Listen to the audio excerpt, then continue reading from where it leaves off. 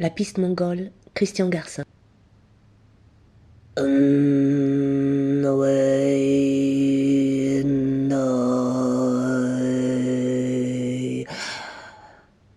Surgundu chevauche un grand loup gris et dévale les steppes à la vitesse du vent d'ouest. Elle habite une cabane trop petite pour elle, une cabane sur minces pilotis qui sont comme pattes de poule, une cabane qui croupit au cœur d'un marécage asséché, au fond d'un ravin noir où nul ne s'aventure jamais, hormis ceux qu'elle a choisis et qu'elle appelle parfois ceux ou celles. Car Surgundu choisit surtout des femmes. Les hommes, elle les fuit. Les enfants, elle les mange. Oui, Chamlayam, petit morveux, tu as bien entendu. Elle dit qu'elle n'est pas d'ici, qu'elle vient de très loin, d'au-delà des immensités vertes. Elle est une Vedma, une femme sacrée, qui voit, entend, sait, devine, se tait et se dans toutes les directions. Surgundu est très vieille et très maigre, ses cheveux sont gris cendre. Elle est Surgundu aux jambes d'os. Elle parle aux esprits, elle me trouve jolie. J'ai mis longtemps à atteindre le marais asséché. Mon corps ne savait pas très bien où aller, alors je l'ai guidé.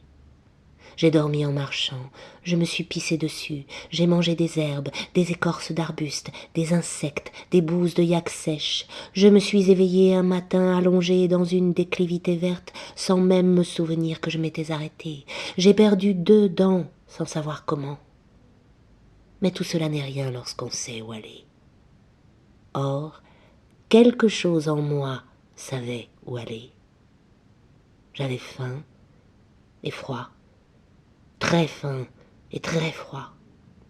Ensuite, c'est comme d'habitude le troupeau de juments qui m'a indiqué la route à suivre. Elles sont là pour ça.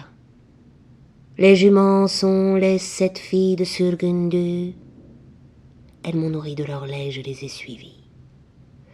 Nous avons pendant des jours franchi cols et collines, remonté des rivières, traversé une forêt, peut-être 2, marché, tête baissée dans le vent et le froid. Nous nous arrêtions et elles me réchauffaient de leur souffle. Elles faisaient cercle autour de moi, avançaient doucement à se serrer l'une contre l'autre, moi au centre, et je m'allongeais, m'engloutissais dans leur délicieuse odeur, une odeur chaude et primordiale de terrier, dans la brise tiède que soufflaient leurs naseaux. Au matin, leur lait était inépuisable. Elles me regardaient de leurs grands yeux doux et se mettaient en marche, moi à leur suite. Non, je ne suis monté sur la croupe d'aucune, je marchais. Les 7 filles de Surgundu ne se laissent pas monter. Retiens bien ça, microbe.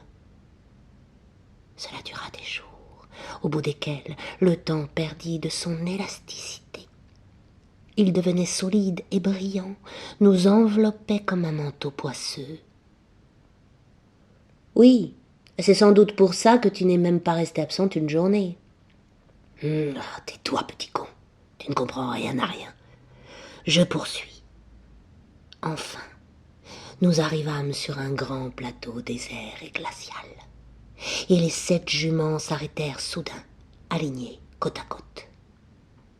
Je n'étais pas loin d'elles, et ne voyais pourtant rien de ce qui avait motivé cet arrêt, même si je savais très bien de quoi il s'agissait. Elles se retournaient de temps en temps en agitant leurs belles grosses têtes et soufflant de satisfaction. Elles m'attendaient. Ce n'est qu'une fois parvenue à leur niveau que je vis, qui béait profond à mes pieds, le grand fossé. Comme toujours, il restait invisible jusqu'à ce que l'on se trouve penché sur ses bords à tenter d'en discerner le fond.